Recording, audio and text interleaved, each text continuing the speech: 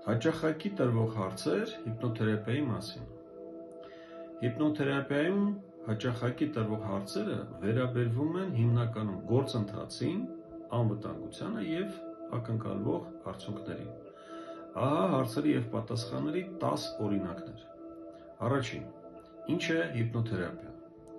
Հիպնոթերապիան հոգեբանական օգնության մեթոդ է,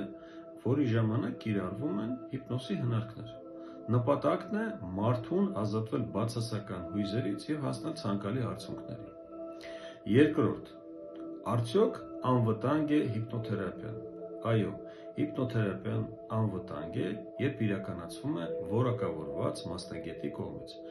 Հիպնոթերապիան չունի կողմնակի ազդեցություն։ Հաճախորդը միշտ գտնվում է վերահսկողության տակ և նրա կամքին հակառակ ոչինչ չի կարող տեղի ունենալ։ Երրորդ.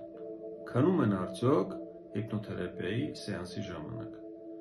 Հիպնոզը գիտակցության միջանկյալ վիճակ է քնի և իրականության միջև։ Այն ավելի ճիշտ խորը, հանգիստ վիճակ է և հաճախորդի միտքը մնում է ակտիվության սահմաններում։ Չորրորդ.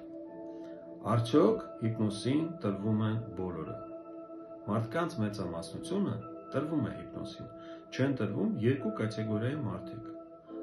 հոգեկան հիվանդները և նրանք, ովքեր չեն ուզում։ Հինգերորդ. հնարավոր է մնալ հիպնոսի վիճակում։ Ոչ, դա անհնար է։ Նույնիսկ եթե թերապևտը ինչ-որ պատճառներով դադարեցնի սեանսը, հաճախորդը կարթնանա և կվերադառնա նորմալ վիճակ։ Վեցերորդ. քանի սեանս է անհրաժեշտ արդյունքի հասնելու համար։ Սեանսների քանակը կախված է խնդրի բարդությունից և անհատական առանձնահատկություններից։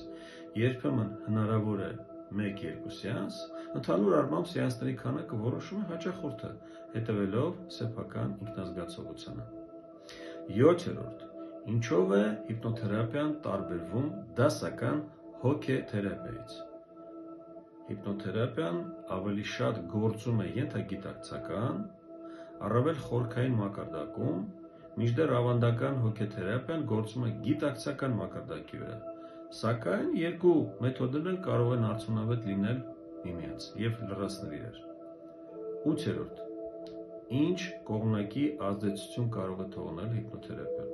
Հիպնոթերապիան բացասական կողմնակի ազդեցություն չի կարող թողնել։ Այն կամ օգնում է, կամ չի օգնում։ Հաջողությունը պայմանավորված է մասնագետի փորձից, որակավորումից, ինչպես նաև փոխադարձ վստահությունից։ 9-րդ. ով կարող է զբաղվել հիպնոթերապիայով։ Հիպնոթերապիայով կարող է զբաղվել ցանկացած ոք, ով ունի համապատասխան գիտելիքներ, որակավորում և փորձ, սակայն շատ ցանկալի է, իհարկե ոչ պարտադիր, որպեսզի հիպնոթերապևտն ունենա հոգեբանի բարձրագույն կրթություն։ Եվ վերջապես, ինչպես ընտրել հիպնոթերապևտ։ Անպայման ուշադրություն դարձրեք մասնագետի տարիքին, կրթությանը, որակավորմանը, փորձին և հաճախորդների մեկնաբանությանը։